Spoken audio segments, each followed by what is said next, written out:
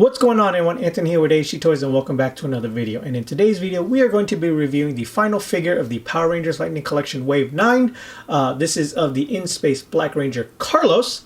If you saw my other videos, I've already reviewed the SPD Green Ranger, the Lost Galaxy Blue Ranger, and the Tango Warrior. So let's go ahead and take a look at this box and get on to it. So it is your typical standard Power Rangers Lightning Collection box. You have the box art right here on the side, open window of the figure and all the accessories. Power Rangers Lightning Collection In Space Black Ranger. More of that box art that wraps around to the side with the In Space logo right there at the top. 3D rendering of the figure on the back. More of the box art on the side, and mine's already kind of open. That's kind of a shame if you're an inbox collector. For me, no big deal. This box art seems to be normal with the other ones, so they're no big deal right there. Black at the top to match the figure. Legalese at the bottom. So let's go ahead and crack this guy open and see how cool he actually is. Okay, so here we have Carlos In Space Black, the final figure in this wave that I'm going to review of Wave 9. But tomorrow being May 14th with the Fan First Friday coming out, it is a Power Rangers Fan First Friday, so hopefully there's some announcements about a Wave 10 and what's in that lineup. There's also rumors of a TMNT crossover pack, but you know what, who knows. But let's go ahead and get into this figure review. And before we get into the figure itself, what do you say we take a quick look at his accessories? Because he doesn't come with that many, so we can zoom through those real quick. Okay, as far as accessory goes, obviously he comes with his two gun gripping hands on him out of the box. Then he also comes with this kind of like posing hand, the same one that came with Andros. Not quite pointing. If you have the In Space Red Ranger, you know what I'm talking about. Then he also has a closed-fisted hand. So those are the only sets of hands he comes with. He also comes with his Astro Blaster right here. So not too painted, but also not too bad. And then obviously, if you don't want him holding it, that just goes right into the holster right there. And then he comes with his staff weapon right here, which is not too bad, but mine has like this weird paint. It kind of picks up on camera. See how it gets like a little bit shiny, a little bit dull.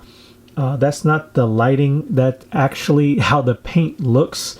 It almost looks like the paint didn't fully cure on whoever was putting this in the box, and they just kind of touched it and now it's dried that way, which is kind of a shame, but you know, oh well, not too bad. And then that just can go right into his hand like so, if you want him holding his weapon. So yeah, not too bad. And then he also comes with this lightning effect, which isn't too bad. It's actually a pretty cool lightning effect. So they do have two little holes right here. I guess you just kind of like port one on one side and then one on the other, and then it kind of gives it that like swooshing effect that he's swinging it. Not too bad. Not my favorite, but not my least favorite. So, and then last but not least, you have Carlos's head sculpt. And once again, this wave has nailed the likeness of the actor. It's been a while since I've watched In Space or Turbo, so I'm not sure how closely this resembles him, but it's close enough to where I can look at it and be like, oh yeah, that's Carlos. You know, these the head sculpts in this entire line have been amazing. But if I had to rate them in order of best to not so best, because none of them are bad, I would have to go Kai, Lost Galaxy Blue, Bridge, SPD Green, and then Carlos In Space Black as far as my favorite head sculpts go.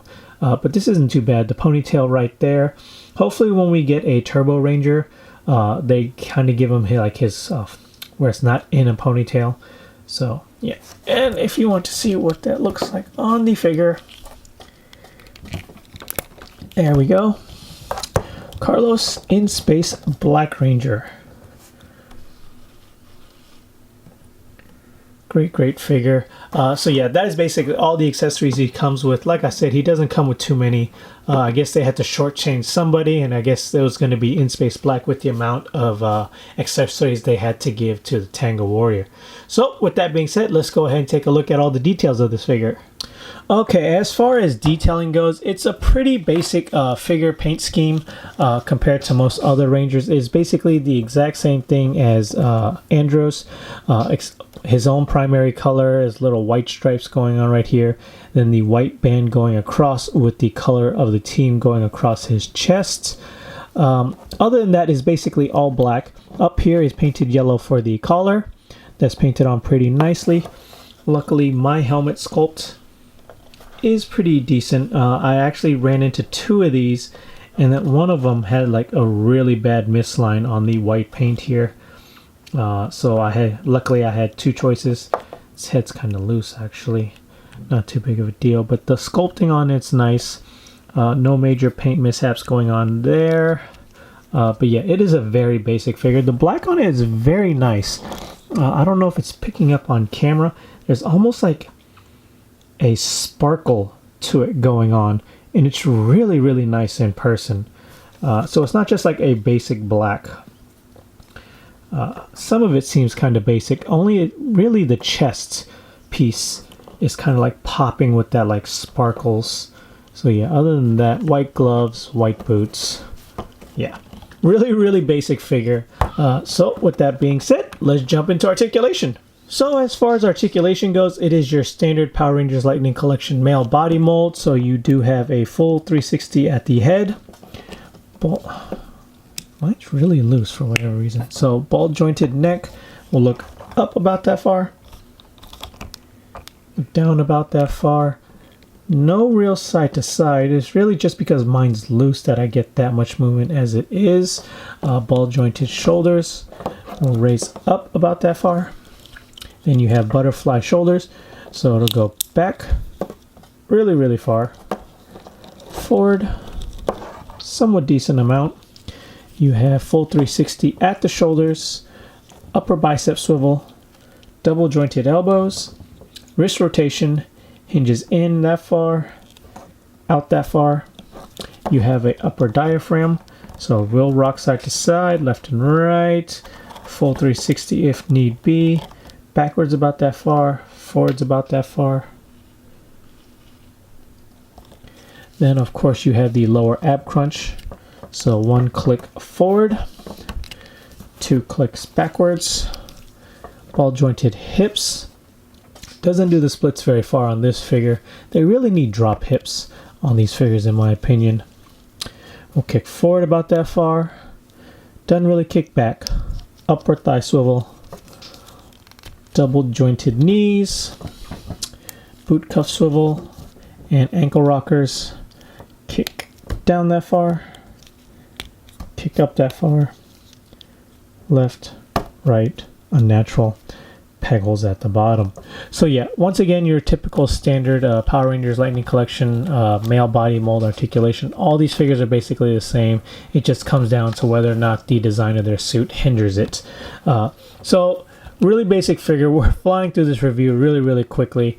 So with that being said, let's go ahead and jump into some size comparisons. So obviously the first one we're going to compare are the in-space Rangers that we already have released so far. It is going to be Andros the Red Ranger, Ashley the Yellow Ranger.